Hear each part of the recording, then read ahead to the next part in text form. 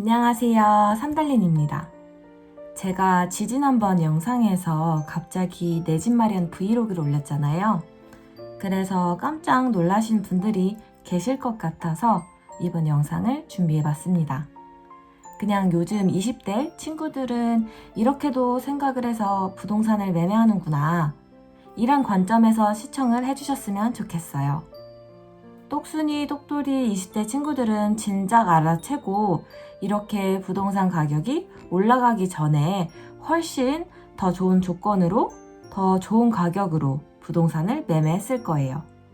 저는 앞으로 2년 후에 완전히 독립을 해야 합니다. 저는 부모님 집에서 캥거루족으로 살 수가 없게 되었어요. 부모님의 은퇴 시기가 다가오고 있고, 이제는 도시 생활을 청산하시고 지방으로 내려가서 생활하실 계획을 열심히 세우고 계십니다. 이미 부모님은 매주 주말마다 지방에 내려가서 열심히 제2 터전을 가꾸고 계십니다.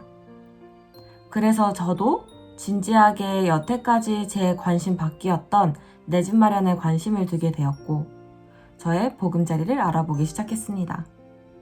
제가 독립을 하기 위해서 가장 먼저 알아봤던 것은 제가 지금 사는 지역의 월세가 어느 정도 되는지 알아보는 것이었어요.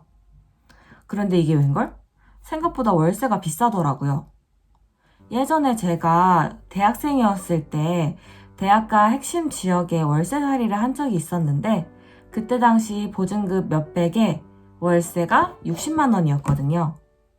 그런데 요즘 집값이 올라서 그런지 몰라도 월세가 원룸 기준으로 8, 90만 원 하는 거예요. 그래서 차라리 이 돈을 낼 거면 전세자금 대출을 받고 이자를 내면서 전세 오피스텔에 들어가면 되겠다, 그렇게 생각을 했어요. 그런데 이게 또 웬걸? 전세가랑 매매가랑 차이가 별로 없는 거예요. 뭔가 이상하다고 생각을 했어요. 그래서 이대로는 안 되겠다 싶어서 부동산 유튜브를 찾아보고 부동산 책들을 읽어보기 시작했어요. 정말 신기한 말들이 많더라고요. 전세 레버리지를 일으켜라. 부동산 꼬마 아파트를 사라. 1, 2천만 원으로 아파트를 살 수 있다. 와, 부동산 세계가 이렇게 굴러가는구나. 나만 이렇게 몰랐나? 많은 사람이 부동산으로 부를 축적했구나. 새삼 신기했어요. 많은 전문가분들의 말에 참고하고 책들을 읽고 보니 일단 수도권에 있는 역세권 꼬마 아파트를 공략해야겠다 라는 생각이 들더라고요. 그래서 연차를 내고 임장을 갑니다. 부동산 책들 내용을 토대로 주변의 초등학교를 횡단보도를 건너지 않고 갈 수 있는 아파트인지, 마트는 어디에 있는지, 버스 정류장은 걸어서 몇 분인지, 그렇게 해서 몇 군데의 아파트들을 추려냈었죠. 그리고 현재 매매가를 알아봅니다. 그런데 제 자금이 조금 부족한 거예요. 그래서 그래, 몇 달만 있다가 돈이 생기면 대출을 알아보자. 그런데 이게 또 웬걸? 제가 호갱노는 어플을 통해서 즐겨찾기 했던 아파트들이 죄다 아침 알람이 울리는데 신고가를 계속 찍는 거예요. 어떤 구축 아파트는 재개발 확정이 됐다고 후기까지 올라오더라고요.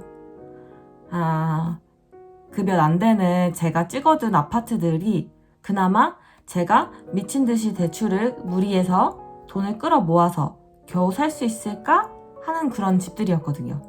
이미 늦은 거죠. 그래도 그나마 2억 원대 아파트들이 있더라고요.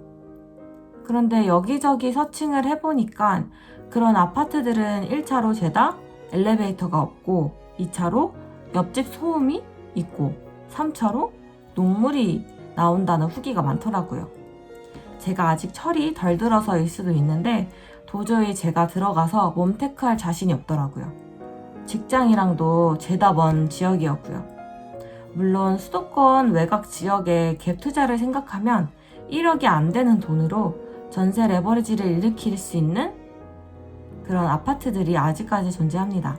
하지만 저는 실거주를 할 목적으로 집을 알아보는 처지였기 때문에 불가능한 조건이었습니다. 결론적으로 제가 선택할 수밖에 없었던 옵션은 신축 오피스텔이었습니다. 그래도 아파트 타이틀을 내려놓은 대신 제가 아주 잘 알고 있는 지역이며 더 오피스텔이 들어서야 할 땅이 없고 인프라 구축이 정말 잘 되어 있고 주변에 도보로 출근할 수 있는 대기업 본사가 많고 새로운 대기업 본사 및 연구소도 유입이 꾸준히 되고 있고 더블 역세권에 살기 좋고 많은 사람들이 살고 싶어하는 동네에 있는 신축 오피스텔을 고르게 되었습니다. 오피스텔은 아무래도 아파트 대비 대출 비율이 높고 당연히 무리해야 하지만 제가 살 수 있는 조건이었어요. 그리고 제가 다니는 직장과 지하철로 10분 거리였고요. 그래서 이러한 조건으로 해당 동네를 선정을 하였고 해당 지역에 가장 신축인 오피스텔 3곳을 임장을 다녀왔습니다. 그 중에서 한 오피스텔이 유독 마음에 들더라고요.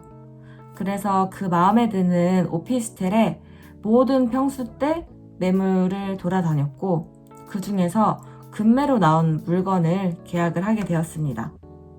제가 매매한 물건은 올해 해당 평수 실거래가 대비 최대 2,500만 원에서 최소 1,500만 원이 저렴했어요. 최근 호가와 비교를 해보면 4,500만 원이 저렴했고요. 이 정도 저렴한 물건이면 비싼 취득세를 내고도 이득이라고 생각을 했습니다. 참고로 오피스텔 취득세는 4.6%입니다. 아파트 대비 4배가 비쌉니다. 아마도 제 인생에 결혼이나 해외 이민과 같은 큰 해프닝이 일어나기 전까지는 쭉 이 집에서 살고 싶을 정도로 마음에 들었어요. 그리고 제가 들어가기 전까지는 세입자 월세를 받아서 저의 대출금과 이자 그리고 소득세 세금을 낼 계획입니다. 해당 물건은 아파트가 아니기 때문에 엄청난 시세 차익은 기대하고 있지 않습니다. 하지만 제게 허용된 자금으로 도전할 수 있는 범위였고 앞으로 여기저기 옮겨 다니지 않고 편히 있을 수 있는 저만의 공간이 생긴다는 것이 매우 큰 의미로 다가왔어요. 그래도 호갱 노는 어플로 주변 아파트 실거래가를 보면 딱 2년 전만 해도 부동산에 눈을 떴으면 하는 마음이 크더라고요. 그랬으면 지금 오피스텔이 아닌 아파트를 매매할 수 있었겠죠?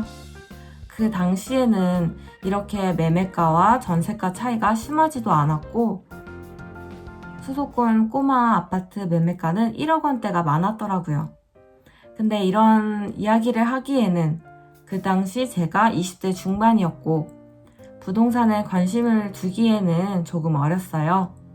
제 부동산 1호기가 아파트가 아닌 것이 참 아쉽고 조금 더 돈을 모았더라면 역세권에 있는 꼬마 아파트를 탐낼 수 있었겠죠? 하지만 이번 저의 독립의 계기가 주택담보대출이 뭔지도 몰랐던 제가 부동산에 많은 관심을 두게 해주었고 공부도 본격적으로 시작할 수 있게 해주었습니다.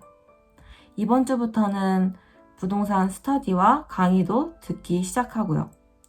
저보다 빨리 세상의 흐름을 눈치채시고 서울이나 수도권에 아파트를 구매하신 분들은 정말 잘하셨고 부럽습니다. 저도 앞서 가신 분들, 부동산 선배들을 뒤따라서 열심히 공부하고 실천해서 따라가 보겠습니다. 오늘 영상은 여기까지입니다. 처음으로 제 입으로 말씀드려서 민망하지만 영상이 공감이 되셨다면 좋아요와 댓글 남겨주세요. 많은 분들이 공감해주시고 묵묵히 나아가시는 분들의 목소리를 댓글을 통해서 듣게 되면 저도 큰 시너지가 나더라고요. 오늘도 영상 끝까지 시청해주셔서 감사드립니다.